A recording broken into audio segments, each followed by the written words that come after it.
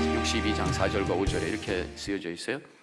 다시는 너를 버림받은 자라 부르지 아니하며 다시는 네 땅을 황무지라 부르지 아니하고 오직 너를 헵시바라 하며 내 땅을 둀라라 하리니 이는 여호와께서 너를 기뻐하실 것이며 내 땅이 결혼한 것처럼 될 것임이라.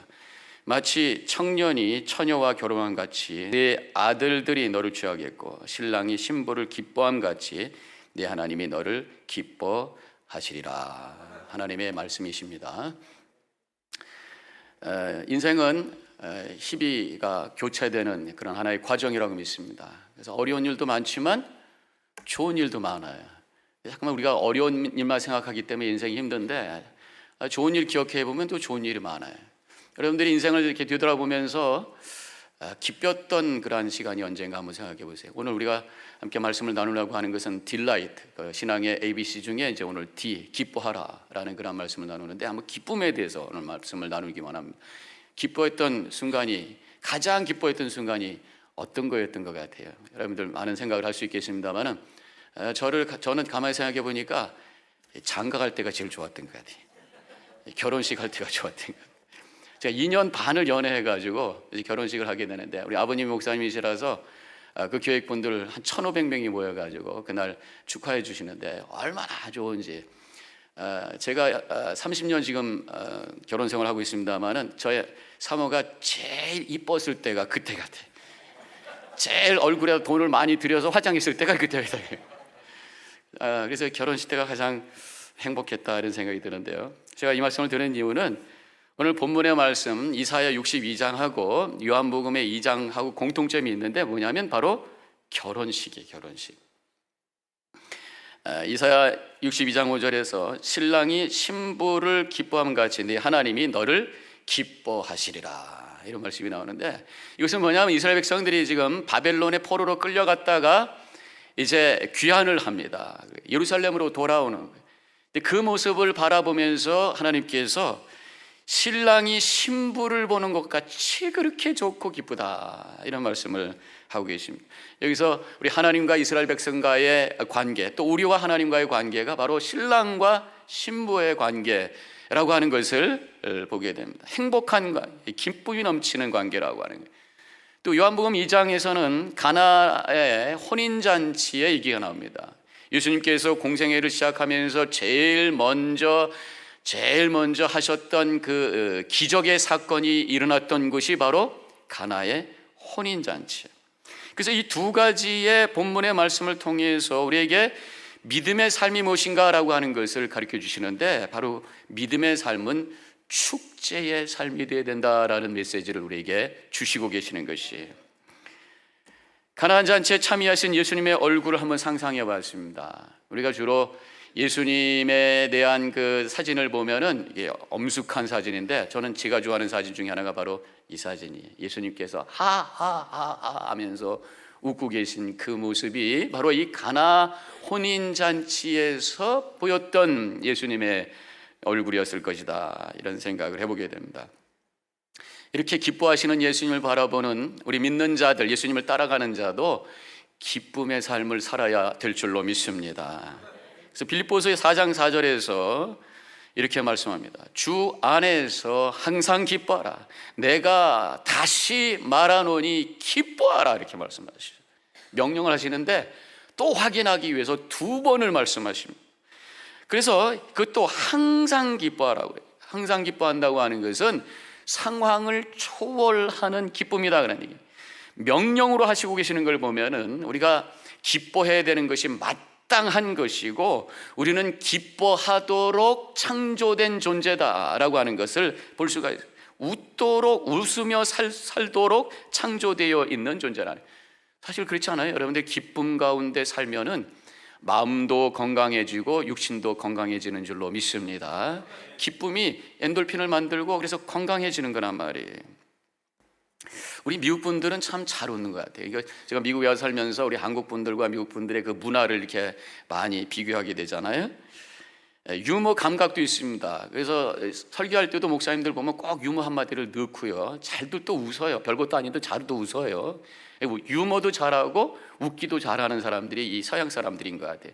제가 한번 10여 년 전에 먼저 있던 교회에 어떤 분의 따님이 결혼을 하는데 외국분하고 결혼합니다. 그래서 영어 설교를 준비를 했어요. 뭐 제가 영어가 세컨 제너레이션도 아니니까 뭐 액센트도 있고 거의 읽다시피 하면서 설교를 하는데 또 유머를 한번 넣어보자 해서 유머를 넣으면서 괜히 썰렁하게 하는 거 아닌가 생각하고 했는데 그것을 거의 읽어가는데 웃는 거예요. 웃어갖고 내가 놀란 거 아니겠어요. 기대 이상으로 웃으니까 내가 놀랐어요. 그래서 참 이 사람들은 내가 웃을 준비가 됐으니까 웃겨줘 이런 사람 같더라고요. 참 잘 웃는다. 근데 우리 한국 분들은 이 유교 문화라서 이렇게 웃는 것이 좀 가볍다 이런 생각이 들어서 유머를 해서 좀처럼 참 웃지를 않는 분들이 우리 한국 분들이 아닌가 생각이 됩니다. 그런데 하나님은 우리에게 기뻐하라고 말씀하셔요. 웃으라고 말씀하셔요. 그러면 우리가 이런 생각이에요. 아니 기뻐야지 웃죠. 아니 줘야지 기쁘죠. 이런 생각을 하면서 말씀하실 거예요. 물론 좋은 일이 있어야 기쁘고 기뻐야 웃는 건데요. 한번 뒤집어서 생각을 해보자고요. 먼저 웃으세요. 그러면 마음이 기쁨이 오게 되어 있다고 하는 것이에요. 요즘에 그 웃음 치료라고 하는 게 있습니다. 제가 먼저 있던 교회에서 한번 어떤 목사님 오셨는데 그 목사님이 웃음 치료를 하시는 분이에요. 그래서 교인들하고 같이 집회를 하는데 이제 실습을 하는 거예요. 그냥 하하하 웃으라는 거야. 다 따라서 하세요. 하하하. 그러니까 그만하지 말고 박수를 치래요. 그랬더니 다 일어나래요. 일어나가지고 팔짝팔짝 뛰면서 다 하하 하니까 나중에는 정말 하하가 그냥 억지로 하하가 아니라 기쁨이 나가지고 깔깔깔 웃으면서 아주 행복한 시간을 갖게 됐던 것을 제가 기억합니다. 실제로 UCLA의 어떤 그 교수님께서 실험을 하셨어요. 우리 그 뇌 쪽에 웃음보라는 게 실제로 있다고 합니다. 우리가 표현으로 웃음보가 터졌다고 그러잖아요. 한번 웃음보가 터지면 막을 길이 없이 막 웃음이 나가는 게 있단 말이에요. 근데 실제로 이 뇌의 왼쪽 앞부분에 웃음보라는 게 있다고 하는 것을 이제 실험적으로 해서 실험을 통해서 발견을 했다는 얘기인데, 그분이 어떤 실험을 했는가 하면요, 이제 두 그룹으로 나눠가지고 똑같은 만화를 보게 했어요. 만화를 보게 하면서 한 그룹에는 볼펜을 가지고 다 입에다 이렇게 꼈어요. 그리고 입을 크게 벌리고 이 해가지고 이 연필을 갖다가 볼펜을 딱 끼니까 입이 굉장히 벌어지면서 큰 스마일이 됩니다. 이 하면서 만화를 보고, 한 그룹에는 그거 빼고 입을 다 쭉 내놔서 우 하고 보라고 그랬어요. 그러고 나서 그 만화가 어떻습니까 했더니 이 하고 읽은 사람들은 다 재밌대요. 근데 우 하고 읽은 사람은 다 재미없다 그러는 거예요. 똑같은 만화인데 이렇게 하고 읽은 사람하고 이렇게 하고 읽은 사람이 느낌이 달랐다라고 한다면 뭔가 이 웃음보라고 하는 것이 자극이 될 때 내 마음이 기뻐진다. 그래서 일부러라도 웃으면 마음이 기뻐진다라는 그런 얘기를 하고 있습니다. 사실 웃는 것도요, 이것도 습관이, 웃는 것도 훈련이 필요해. 그래서 자꾸만 이 얼굴을 이렇게 웃는 얼굴로 해야지 이 근육이 발달돼 가지고 웃음도 편안하게 자연스럽게 나와요. 근데 맨날 심각한 얼굴 하다가 웃으려고 그러니까 웃음 근육이 작동을 안 해가지고 잘 안 돼. 또 웃음이 나오긴 났는데 그것이 너무 힘들어서 경련이 나. 그래서 웃음을 연습을 하셔야 된단 말이에요. 나이가 들어가면서 얼굴이 이렇게 내려갑니다. 그렇죠? 그래서 가만히 있으면 심술궂은 얼굴이 돼요. 그래서 나이 많으신 분들 가만히 보면 다 이러고 계시고. 그래서 연습을 하셔서 미소를 만드셔야 돼요. 거울을 보시고 입끝을 잠깐 올리세요. 그러면서 살면요, 나도 기쁘고 보는 사람도 기쁘고 그래서 서로가 행복하게 되는 줄로 믿으시기를 바랍니다. 웃으시니까 얼마나 좋아요. 아무리 얼굴이 별로인 분도요, 그 웃는 얼굴은 아름다운 얼굴인 줄로 믿습니다. 주님께서는 그렇게 기뻐하며 살라고 말씀하고 계세요. 마음이 기쁘면, 웃음은 마음이 기뻐지고 그러면 엔돌핀이 나와서 건강해지는 거잖아요. 생명이 충만해진단 말이에요. 근데 반대로 화를 내면 입에서 독이 나. 어떤 분이, 심리학자인 엘마 케이츠라고 하는 분이 입김에 대해서 연구를 했대요. 차가운 유리컵에다가, 유리관에다가 입김을 후 불면 거기에 이슬이 맺히잖아요. 그것을 잘 모아봤더니 침전물이 있더라는 거예요. 근데 감정에 따라서 그 침전물의 색깔이 다르더라는 거예요. 평화로울 때는 무색이에요. 근데 화가 막 나는 사람을 갖다가 불어 해가지고 그 침전물을 만들었더니 고동색이 만들어지고, 막 우는 사람한테 그것을 댔더니 회색이 만들어졌다는 거예요. 근데 고동색 침전물을 모아가지고 쥐에다 주사놨더니 쥐가 죽어버렸다. 그래서 여러분들이 지금 막 화를 낼 때에 독을 뿜고 있다고 하는 것을 아시기 바랍니다. 독을 뿜고 있는 거예요. 그럼 나도 그것이 힘들고 주변에 있는 사람도 힘든 그런 상황이 된다고 하는 것입니다. 어쨌든 기뻐하는 사람이 돼요. 우리 믿는 사람들은 하나님의 생명을 소유한 사람들이, 여러분들의 입과 여러분들의 삶을 통해서 생명이 뿜어져 나와야 될 줄로 믿습니다. 그러면 기뻐하셔야 된단 말이에요. 자, 그럼 오늘 본문의 말씀을 통해서 우리 믿는 사람들이 어떻게 하면 기쁨을 가질 수 있는가, 영적인 원리를 몇 가지를 여러분들과 함께 나누기 원해요. 첫 번째로는 하나님의 사랑을 우리가 믿으셔야 돼요. 하나님의 사랑을 또 느끼셔야 돼요. 그때 우리는 기뻐하게 되는 것입니다. 오늘 본문의 말씀으로 돌아가서 이사야 62장 4절에 있는 말씀을 제가 읽겠습니다. 다시는 너를 버림받은 자라 부르지 아니하며 다시는 내 땅을 황무지라 부르지 아니하고 오직 너를 홑시바라 하며 내 땅을 뷸라라 하리니 이는 여호와께서 너를 기뻐하실 것이며 내 땅이 결혼한 것처럼 될 것임이라 그랬어요. 그 홑시바라고 하는 게 뭐냐, 나의 기쁨이 그녀 안에 있다라는 뜻이고요. 뷸라라는 게 뭐냐, 이것은 결혼한 여자라는 뜻이에요. 이것은 아까도 말씀드렸던 것처럼 바벨론에서 포로 생활하다 돌아오고 있는 이스라엘 백성들을 향해서 홑시바라, 또 뷸라라 그렇게 말씀합니다. 너는 나의 기쁨이다 그런 말씀하고 계시단 말이에요. 지금 이 말씀은 지금 죄 때문에 죽음의 포로가 되었던 우리들을 향해서도 주시는 그런 말씀입니다.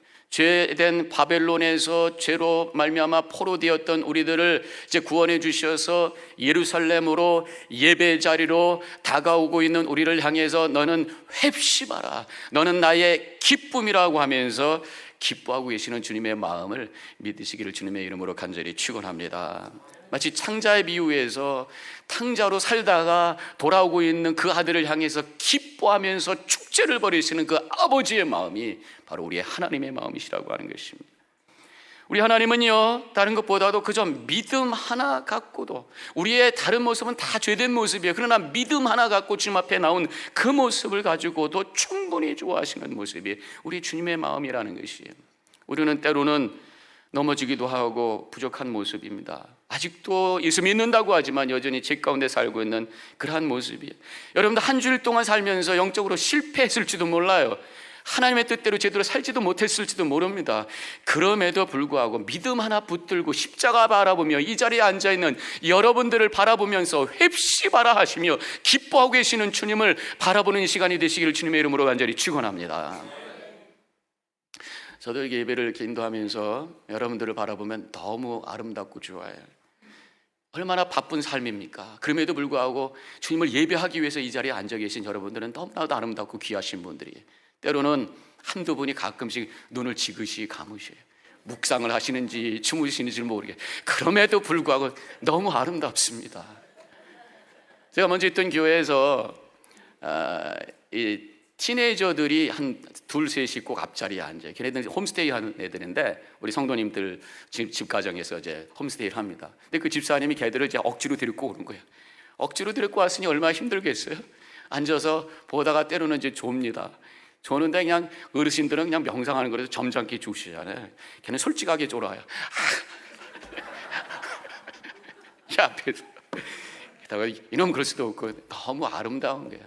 얼굴에 어두름이 이렇게 한데 와서 그래도 예배 드린다고 앉아서 그래도 열심히 주님을 바라보는 그 모습이 너무 아름다운데, 제가 이렇게 아름다운데 우리 하나님은 얼마나 기뻐하실까. 주님께서는 마치 신부를 맞는 신랑의 마음처럼 여러분들을 기뻐하고 계신다고 하는 것을 믿으시기를 바랍니다.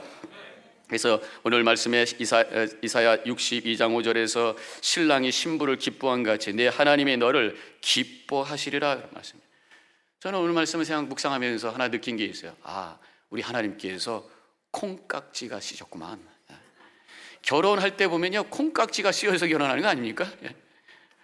결혼할 때 보면 다 그냥 최고의 미인이라고 그러고 최고 잘생겼다고 그러고. 저도 생각해 보니까요, 우리 사모가 얼마나 그때 예뻤는지 몰라요.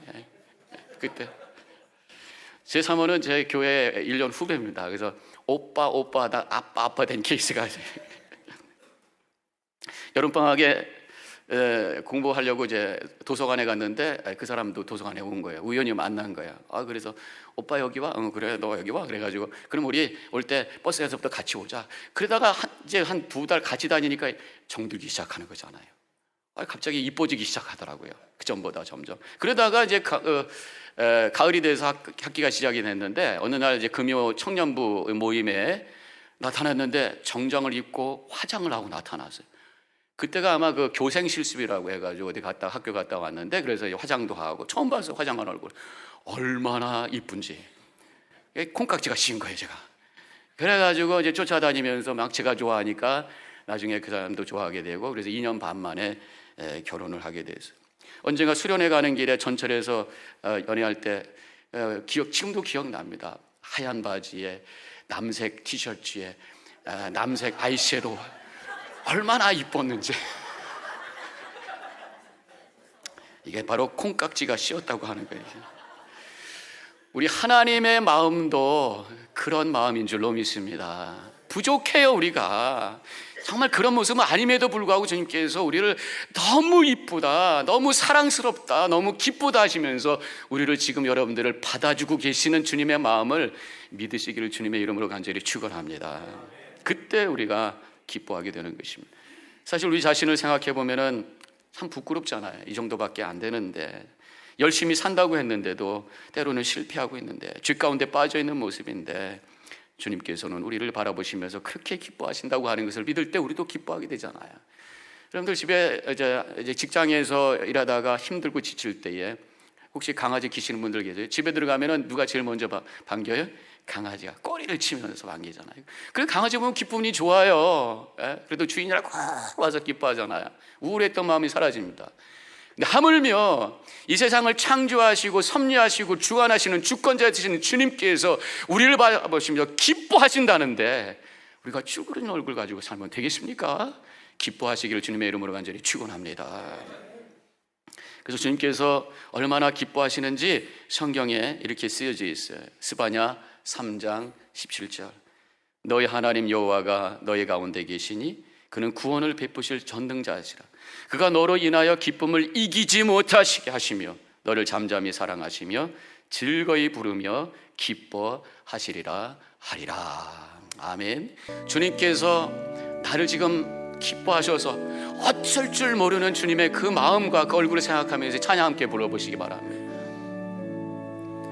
너의 하나님 여호와가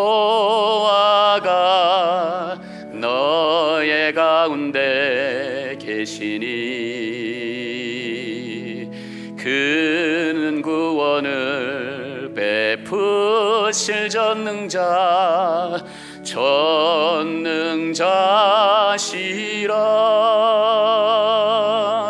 그가 너로 인하여 기쁨을 이기지 못하시며 너를 잠잠히 사랑하시며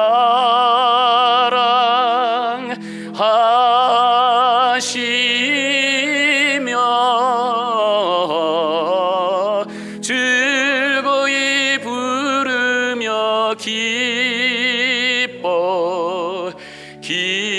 기뻐하시리라.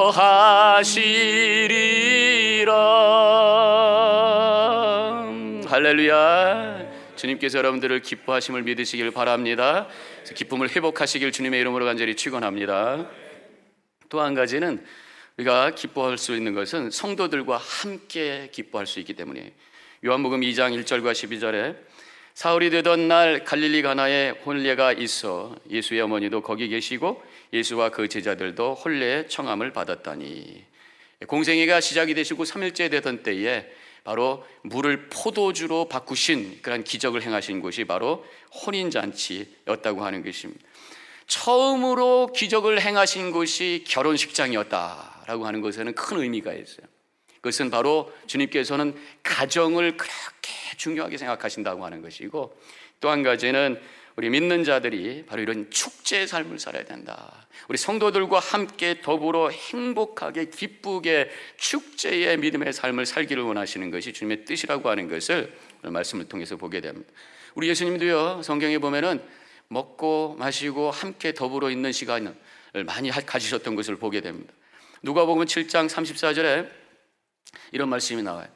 인자는 와서 먹고 마시며 너희 말이 보라 먹기를 탐하고 포도주를 즐기는 사람이요 세리와 죄인의 친구로다 하니, 예수님께서 그렇게 말씀하셨어요. 바로 이 말씀은 뭡니까? 다른 사람들과 함께 식사하면서 교제를 좋아하시는 분이다라는 그런 뜻이죠. 예수님께서는 마지막 십자가에 달리기 돌아가시기 직전 목요일 저녁에도 제자들과 함께 식사하셨어요. 최후의 만찬이라고 부르죠. 물론 그 만찬을 통해서 우리 예수님께서는 우리에게 거룩한 만찬, 성만찬을 제정해 주셨습니다. 그래서 성만찬은 두 가지의 중의가 있어요. 두 가지의 의미가 있습니다. 한 가지는 예수님의 십자가를 기억하고 예수님의 십자가에 내가 동참하는 그러한 순간이고, 또 한 가지는 천국의 식탁 앞에 함께 거룩한 축제를 하는 그 의미가 그 속에도 있다고 하는 것이. 그래서 오늘 우리가 정만찬을 나눌 때에 그런 의미를 우리가 생각하면서 정찬을 나눴으면 좋겠고요. 그래서 어떤 학자는 우리 교회는 밥상 공동체다, 테이블 공동체다 그렇게 말씀합니다. 예배 시간에 성만찬을 중심으로 해서 우리가 모여있는 공동체고, 또 예배 후에 애찬과 친교가 있는 공동체, 초대교회도 보면은 함께 공부를 하고 그 다음에 각자 집으로 모여서 함께 먹고 마시고 교제했다라는 말씀이 나오는 것을 보면 우리가 함께 밥상에서 만나는 공동체, 축제의 공동체가 바로 교회다라고 하는 것이. 여러분들 예배드리고 이제 나가시는데 친교를 꼭 하고 가셔야지 되는 거예요. 성경적으로 우리가 믿음 생활을 한다면 밥상 공동체, 축제 공동체에 동참하고 가셔야 예배를 끝까지 다 마치고 가시는 거예요. 근데 우리 교회 보니까 한 반 정도 남으시고 빨리빨리 집에 들어가시는데 어떻게 해서라도 함께 교제할 수 있는 시간을 좀 가지시길 바랍니다. 교회는 예배하는 곳이고 세상을 향해 하나님의 뜻을 이루기 위해서 훈련받는 곳이에요. 동시에 천국 연습 장소고 영적인 가족이고 공동체를 이루는 곳입니다. 그래서 교회는 펠로십, 교제가 있어야 됩니다. 공동체라고 하는 것은 단순히 의무감과 책임만만 가지고 모여지는 것이 아니에요. 행복해야 돼. 기쁨이 있어야 돼. 그러기 위해서는 서로가 교제가 있어야 되고, 그 교제는 우리 교회이기 때문에 거룩한 교제, 코이노이니아가 있어야 돼. 그래서 우리가 나누는 것이 교제인데 무엇을 나눠야 되는가? 바로 개개인적으로 깨닫고 발견했던 하나님의 은혜와 사랑을 함께 나눌 때 그 자리가 코이노니가 되고 행복한 공동체가 될 수 있음을 믿으시기를 바랍니다. 우리 성도들은 인간이기 때문에 함께 공동체를 이루어갈 때 다른 의견으로 갈등할 수도 있어요. 그럼에도 불구하고 우리는 좋은 관계를 이루어 가야 되고 갈 수가 있다고 믿습니다. 우리 예수님께서는 그 방법을 가르쳐 주셨어요. 마가복음 9장에 보니까 요한이 예수님께 와가지고 이렇게 말씀합니다. 어떤 사람이 주님의 이름으로 귀신을 쫓는데 우리를 따르지 않아서 그래서 그 하지 못하게 했습니다. 그때 예수님께서 잘했다 하지 않으셨습니다. 뭐라고 하셨는가 하면 마가복음 9장 40절에서 우리를 반대하지 않는 자는 우리를 위하는 자니라. 우리하고 같이 있지 않아도 반대하지 않는다면 언제든지 우리와 함께 할 수 있다. 그렇게 말씀하시는 거예요. 그 얘기 뭡니까? 예수님에 대한 믿음만 있다면 얼마든지 마음을 문을 열고 함께 대화하면서 같이 갈 수 있다 그런 말씀이에요. 사람들은 이상하게 차이점을 찾아요. 그래서 자꾸만 갈라요. 그러나 우리 주님은 공통점을 찾아서 하나 되기를 원하시는 분이신 줄로 믿습니다. 우리 성도들은 물론 우리 인간이기 때문에 다 달라요. 그럼에도 불구하고 우리에게는 분명한 공통점이 있어요. 바로 그것이 예수를 그리스도로 고백하는 믿음인 줄로 믿습니다. 그 믿음 하나 가지고도 우리는 얼마든지 마음의 문을 열고 공동체를 세워갈 수가 있는 것이. 인간관계 방법에 101법이라는 게 있습니다. 101법이라는 게 뭐냐면 1%의 공통점을 발견해서 100%의 노력을 할 때에 거기서 관계가 아름다워진다 그런 말이죠. 아무리 달라도 찾아보면 1% 이상의 공통점은 있다고 하는 거예요. 그것을 가지고 100% 노력할 때에 거기서 아름다운 만남이 생기고 거기서 아름다운 공동체가 생겨지는 거란 말이에요. 하나님이 우리를 기뻐하시는 것도 다른 거 아닙니다. 다른 거 다 주님하고 달라요. 우리는 죄성 때문에 달라요. 그러나 그 한 가지, 믿음 한 가지만 가지고도 주님께서는 우리를 받아주시고 우리를 향해 기뻐하시고 우리에게 사랑을 쏟아 부어주시는 줄로 믿습니다. 그렇기 때문에 우리도 믿음 하나 가지고 함께 예배할 수 있다고 하는 그거 하나 가지고도 마음의 문을 가지고 다가갈 때에 우리는 이 안에서 아름다운 기쁨을 회복하며 공동체를 세워가게 되는 줄로 믿습니다. 하나님께서 우리를 함께 만나게 하신 것은 교회를 세우라고, 함께 은혜와 기쁨의 공동체를 세우라고 만나게 해주신 것이에요. 시편 16편 3절에 이런 말씀이 나옵니다. 다 같이 읽겠습니다. 땅에 있는 성도들은 존귀한 자들이니 나의 모든 즐거움이 그들에게 있도다. 다윗이 나의 즐거움이 성도들에 있다 이렇게 말씀하셨어요. 성도들 때문에 내가 즐겁다 이렇게 얘기했어요. 우리 뉴저지 연합교회 모든 성도님이 이런 고백으로 하나님께 영광 돌리시기를 주님의 이름으로 간절히 축원합니다. 마지막으로 세 번째 우리가 기뻐할 수 있는 것은 삶의 긍정적인 태도를 통해서 기쁨을 가질 수가 있는 것이 요한복음 2장 10절에 오늘 말씀의 그 뒷부분입니다.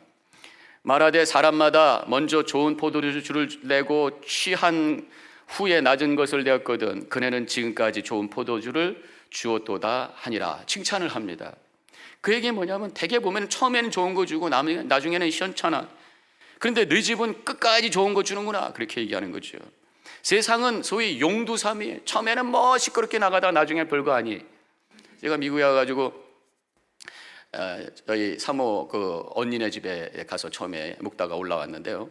그때 갔는데 그 all you can eat crab, 이 스노우 크랩을 마음대로 먹을 수 있는 그런 집으로 데리고 갔습니다. 뭐 한국에서 온 사람이 그냥 눈이 휘둥그레진 거죠. 그냥 신나게 한번 먹자 그러고 허리띠를 풀고 열심히 먹기 시작했습니다. 근데 나중에 보니까 점점 좀 짜지는 거예요. 배가 불러서 못 먹는 게 아니라 입이 쩔어가지고 더 이상 못 먹게 해서. 그래서 이게 하나의 스트레스구만. 처음에는 이렇게 해줬다 짜게 해가지고 더 이상 못 먹게 하는 그런 것 같아요. 처음엔 좋다가 나중에 나빠지는 게 세상이라는 거예요. 그러나 우리가 주님과 함께 있을 때는 끝까지 마지막까지 아니 영원히 변함없는 은혜와 사랑으로 우리를 이끄시는 줄로 믿으시기를 바랍니다. 삶이라고 하는 것은 업앤다운이 있어요. 좋을 때도 있고 힘들 때도 있어요. 좌절하고 실망할 때도 있습니다.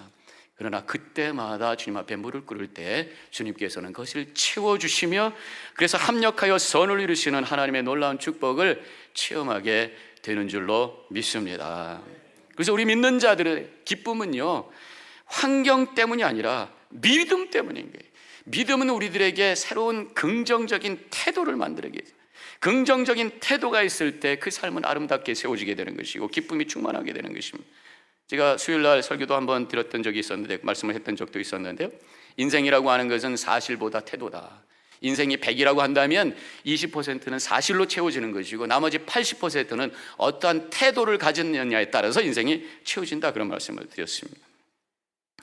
기쁘게 사는 것도 모든 것이 잘 돼서만이 아니라 긍정적인 태도를 갖을 때 기뻐할 수 있게 되고 그 인생은 아름답게 세워지게 된다고 하는 것을 우리는 고백해야 될 줄로 믿습니다.